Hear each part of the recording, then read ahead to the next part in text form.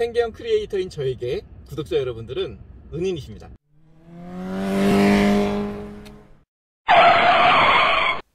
올드모드. 안녕하세요, 올드모트 정원섭입니다. 오늘 이 시간에는 자동차의 심장이라고 할 수 있죠, 엔진에 대해서 이야기해 볼 건데요. 엔진에 대한 이야기는 할 얘기가 너무 많아서 총 4개의 시리즈로 만들어 볼까 합니다. 우선 엔진 하면 가장 먼저 떠오르는 엔진이 있죠. 네, 오늘은 그 첫 번째 시간으로 가장 흔한 가솔린 엔진에 대해서 이야기해 보도록 하겠습니다.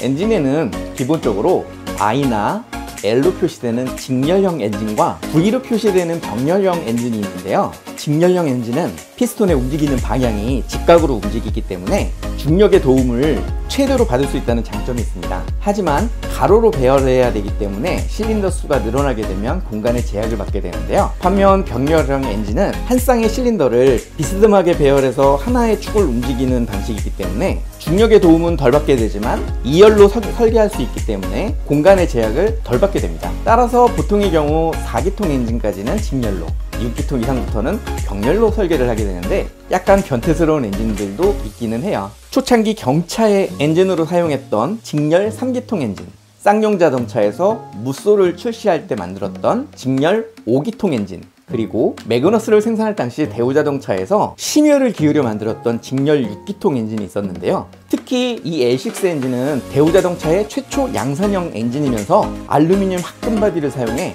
가벼우면서도 내구성이 뛰어나다는 장점이 있었습니다. 물론 직렬형으로 배열했기 때문에 효율면에서도 앞섰고요. 단종된 지 오래되고 대우자동차를 망하게 해서 실패한 엔진이라고 불리우지만 아직도 이 L6 엔진 때문에 매그너스와 토스카를 찾는 매니아층이 있는 만큼 그 진가를 알아주는 사람들도 많습니다. 엔진은 다시 2행정 사이클 엔진과 4행정 사이클 엔진으로 나뉘게 되는데요. 대부분의 자동차에서 사용되는 4행정 사이클 엔진은 산소와 연료를 실린더 안으로 주입하는 흡입, 최대의 폭발을 일으키기 위해 피스톤을 올려주는 압축, 다음으로 엔진에 진정한 출력을 내주는 단계인 폭발, 그리고 마지막으로 실린더를 비워주는 배기 단계를 거치게 됩니다. 이는 폭발 시 그 힘이 커야 다음 단계를 실행할 수 있기 때문에 배기량이 다소 높은 엔진들에 사용되고요. 그렇지 못한 엔진들은 2행정 사이클을 사용하게 됩니다.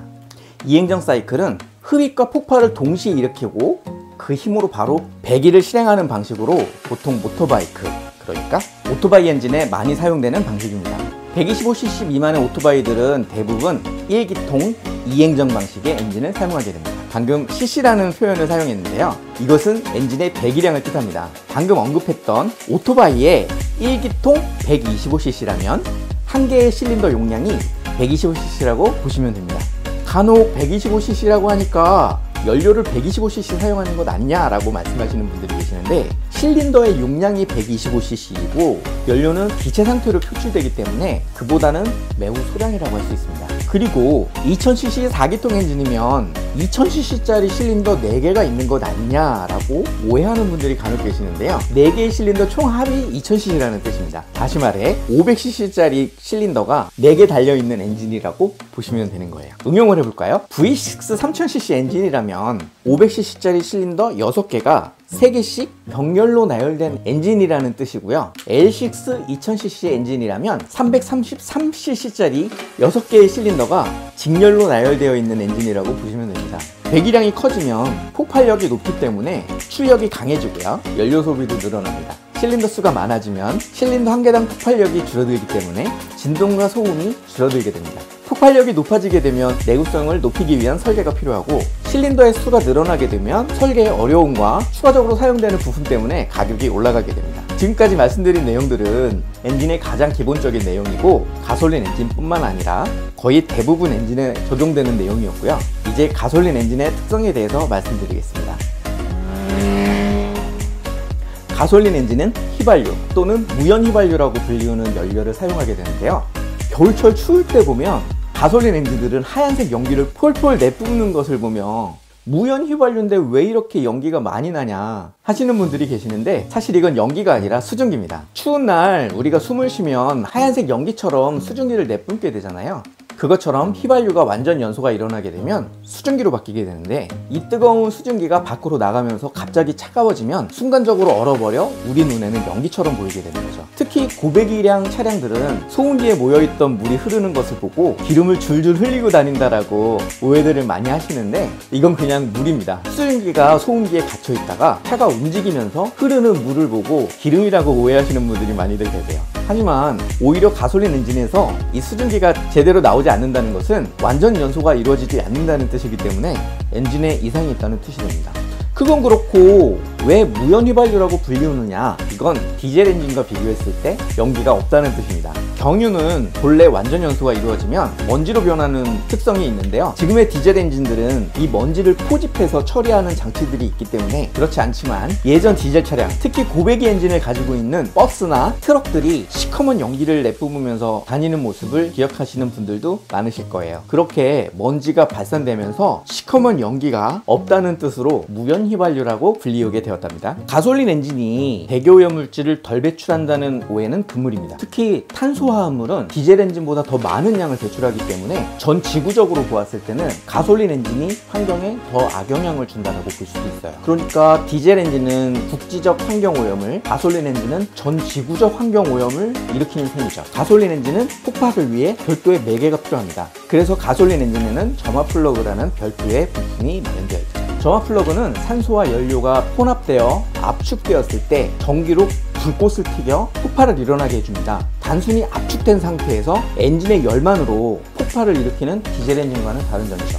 디젤 엔진에도 점화 코일이라는 부품이 들어가 있긴 한데, 엔진에 열이 없는 상태에서 실린더 내부의 온도를 높여주기 위한 코일일 뿐 시동 이후에는 작동하지 않습니다. 결론은 디젤보다 휘발유가 폭발력이 더 약하다는 얘기인데요, 이 때문에 가솔린 엔진은 별도의 내구성 향상을 위한 노력이 덜 필요하고 높은 RPM에서도 엔진의 데미지를 덜 먹게 됩니다. 디젤 엔진보다 가솔린 엔진의 RPM 게이지가 더 높게 표시되어 있는 것도 이 때문이죠.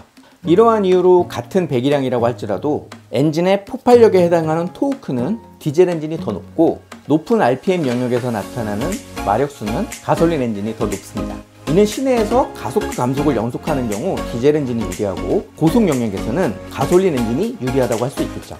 따라서 고성능 스포츠카의 경우 대부분 가솔린 엔진을 채택하게 됩니다.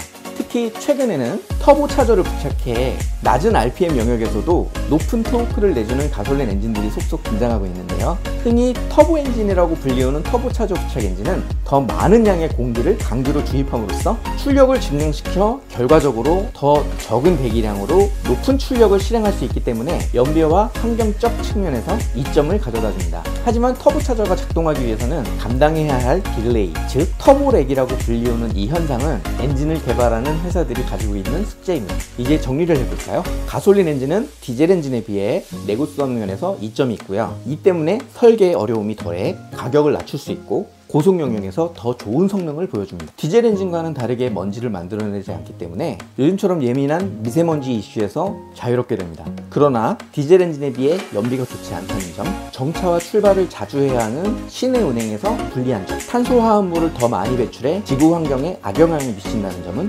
단점으로 꼽을 수 있겠습니다. 차는 그냥 밟으면 가는 거고 고장나면 정비소에서 알아서 해줄 일이지 내가 왜 이런 것까지 알아야 해? 라는 생각을 하시는 분들도 계실 텐데요, 흥미롭지 않으신가요?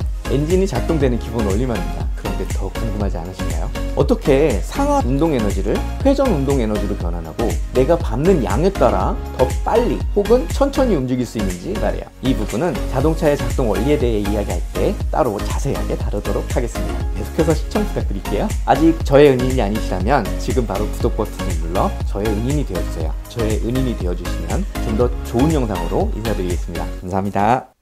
올드모드